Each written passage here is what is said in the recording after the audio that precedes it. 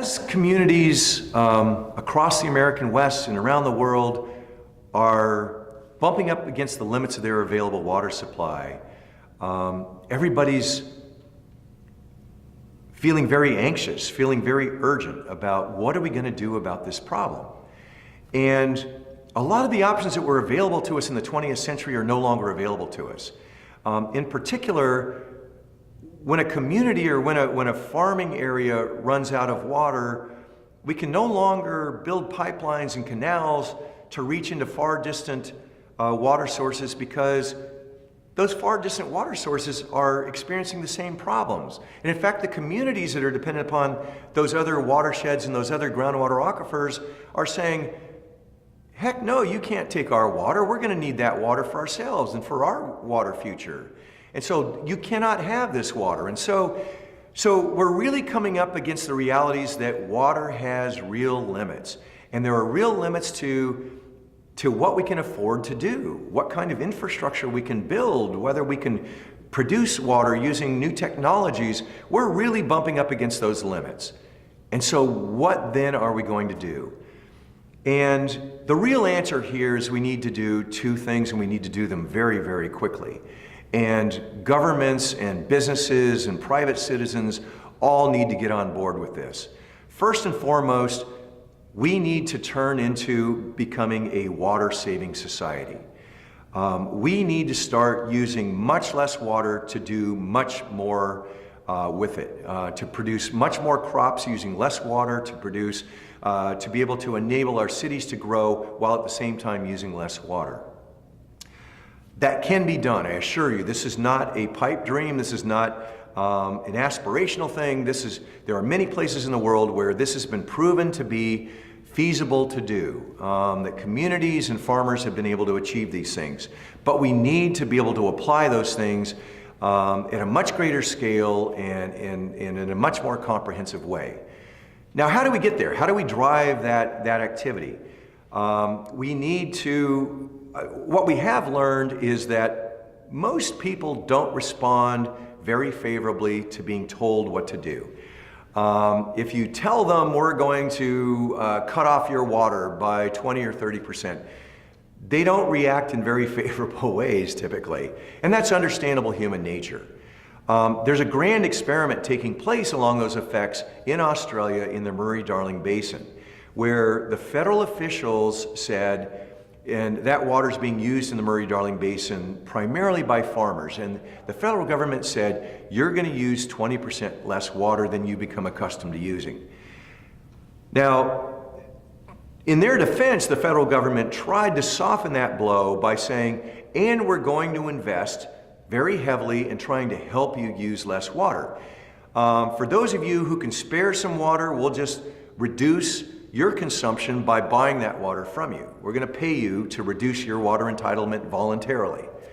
And they were able to recover a lot of water, to take some portion of that necessary 20% reduction down by buying water from people who just simply didn't need as much water as they were entitled to. They're using the rest of the money made available by the federal government to help the farmers invest in water-saving measures, to become more efficient with their water use, to use less water on their farms, to improve the way that they transport and deliver the water using their canals and their irrigation systems. And that's how they're going to get to their 20% reduction. But the fact that they started by telling the farmers, you're going to have to use 20% less, did not sit well with the farmers. In fact, there's still a lot of disgruntlement, there's still a lot of hostility in those farming communities because they started by being told what to do. So, the lesson learned there is that we need to think about other ways to tell people or to help people use a lot less water. We need to incentivize them if at all possible. A great example of that are things like the city of Las Vegas. They realized that they were bumping up against the limits of their water supply because, again, the Colorado River system is over-allocated. Everybody's fighting over their share of the water supply. The state of Nevada and the city of Las Vegas was feeling that pinch.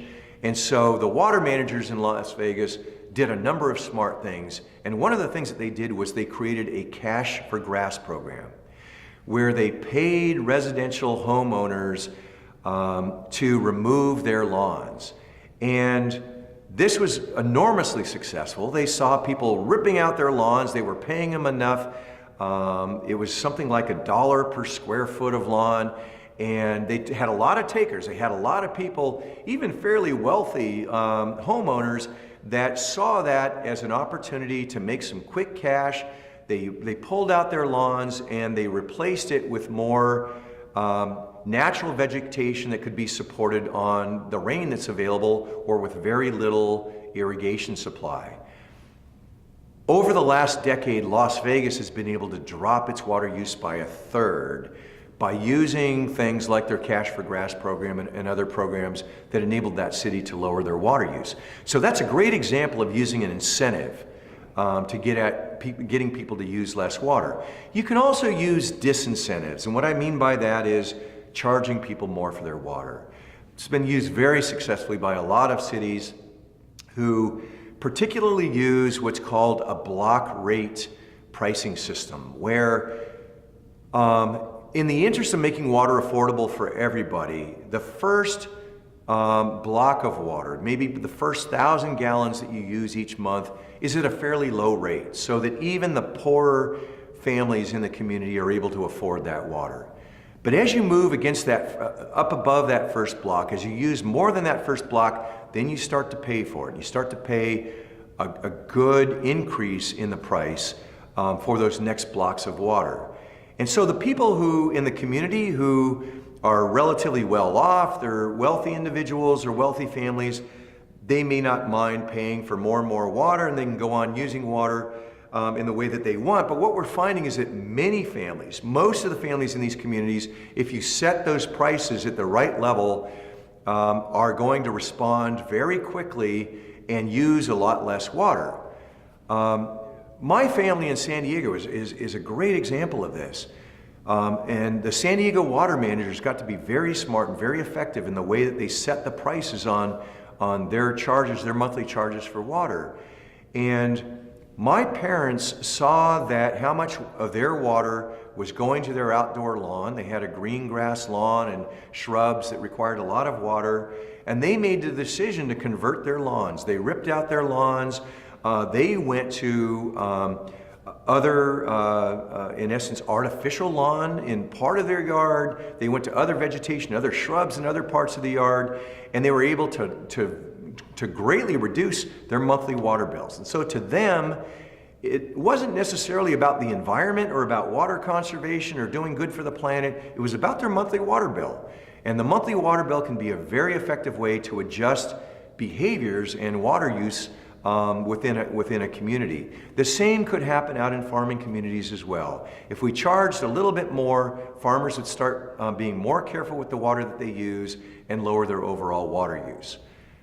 So I've just covered one of two major ways that we can use that's important for dealing with a water shortage crisis, and that is being more conservative and using less water.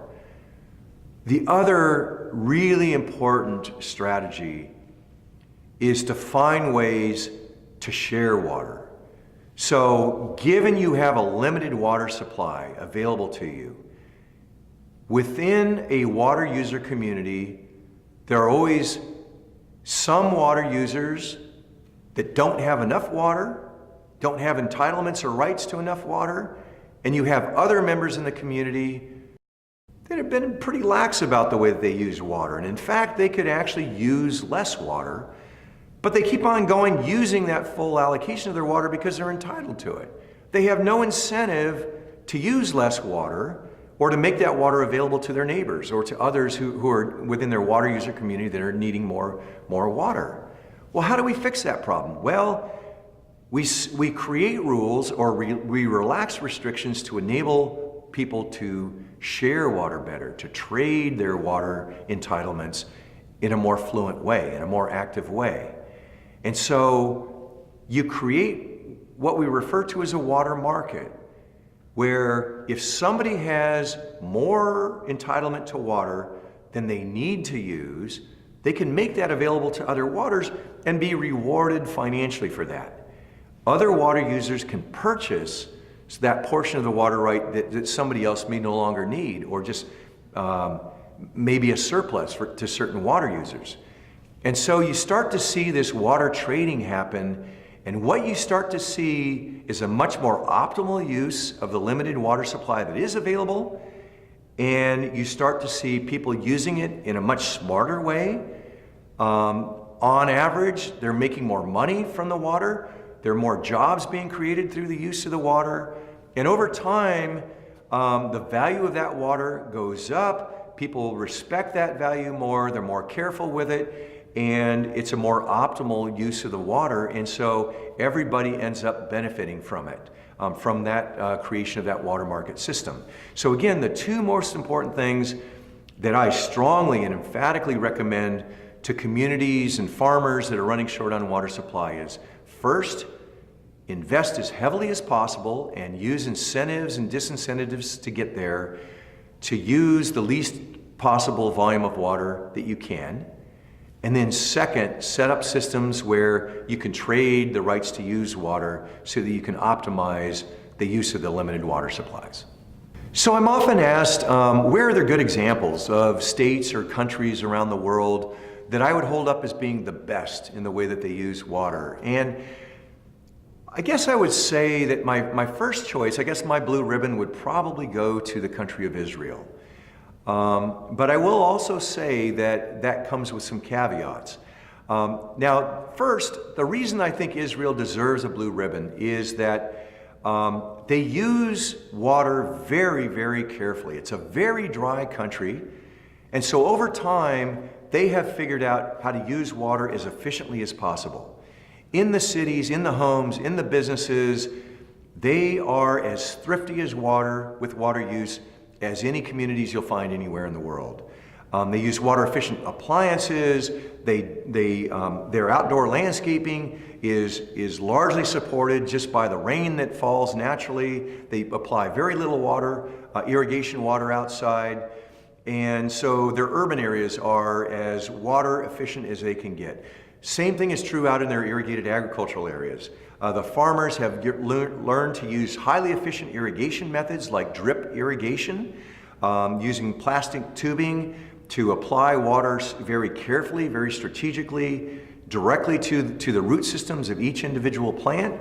And so they've minimized the amount of water that they need to use out in irrigated agriculture. Now, they've also invested in a couple of other technologies that help to stretch their water supplies as far as possible. Their natural water supply comes predominantly from the Jordan River. They take a lot of water up the upper end of the Jordan River and they bring it over to their coastal cities and to their irrigated agricultural areas historically that came out of the Jordan River. But over time they realized that they were using as much of the Jordan River and in fact drying up the Jordan River. And so they saw the limit of their natural water supply. And so they had to move to other methods. And the Saudis then they began investing very heavily in the technology of desalination. Of course, the ocean is immediately offshore, and so they started building some large desalination plants, a technology that could take the ocean water and transform it into fresh water. And that was a smart investment for the Israeli cities because the Israeli cities are fairly wealthy comparatively. Desalination can be an expensive technology. It can cause the cost of the water to be fairly high, but people living in Israeli cities could afford to pay that cost. And so it made sense for them to go to desalination as a way of meeting the urban water supply.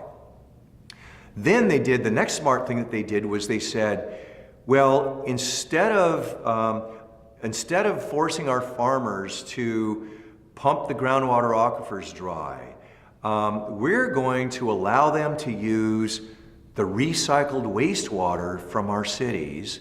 And so the cities are being supplied with desalinated ocean water. And then instead of taking their wastewater after they've used the water in the cities and sending it back out to the ocean, they send that water out to the irrigated farms. And so they're reusing that water. Now, that water has been processed, treated after the Israeli cities have used it. So it's good, clean water. It's at least clean enough to be perfectly safe to use for irrigation in agriculture. And that's how they now meet the irrigation needs of the cities. Now, I said that there are two caveats to the blue ribbon that I would give to Israel for their water supply. On one hand, it looks like they're meeting their water supply in a sustainable manner, but I would say there's two things that they still need to continue to work on. One is that desalination is being supported with a lot of energy that comes from power plants that are emitting a lot of carbon. Coal-fired power plants or gas-fired power plants that are emitting a lot of carbon, and that's not good for our climate. Of course, carbon emissions are the reason why our climate is changing. And by building desalination plants and using power sources that emit a lot of carbon emissions is not a smart thing. And so the Israelis really need to give serious consideration to moving to more renewable sources of energy supply. And in particular, they have an abundance of solar energy in that country, and they should look to the lead that the Saudi Arabians have taken and start investing in powering those desalination plants with solar energy. So that's the first thing that I think to really earn, to keep their blue ribbon, I think the Israelis need to invest in solar desalination to the greatest extent possible. The other point that I will make is that the Israelis have completely tapped their natural water supply, which is the Jordan River, and along with the Jordanians and the Palestinians, that Jordan River now runs completely dry. The only water that trickles down the Jordan River today is water that has run off of agricultural fields. It's loaded with chemicals, nutrients, and salts. And frankly, it's a pretty putrid little stream, and only a trickle of water still flowing in the Jordan River. That's done great damage to the natural habitats that were supported by the Jordan River. And by the way, the Jordan River, it was one of the most important migratory stopovers for this massive migration of birds that comes out of Africa, out of northern Africa, and moves toward the north. And some of those birds end up in the far reaches of northern Europe. And with the loss of that habitat along the Jordan River, it's caused great problems for migratory waterfowl and for a lot of other wildlife that was dependent upon the Jordan River. Additionally, because the Jordan River no longer flows downstream into the Dead Sea has been dropping year after year by about 1 meter on average, and that's causing all kinds of problems in the Dead Sea. There are a lot of people, villages, and resorts on both sides, both the Jordanian side and the Israeli side of the Dead Sea. Those villages, those resorts are now left high and dry as the lakeshore of the Dead Sea has receded. As the water level drops, the lakeshore moves and recedes, and now a lot of those places now look at the border or the lakeshore of the Dead Sea kilometers away from where it used to be.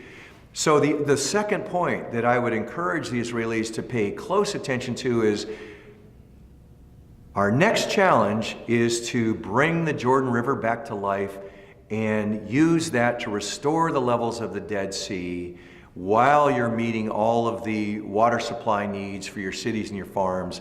And then you'll truly have the blue ribbon that you deserve for being the most sustainable water users on the planet.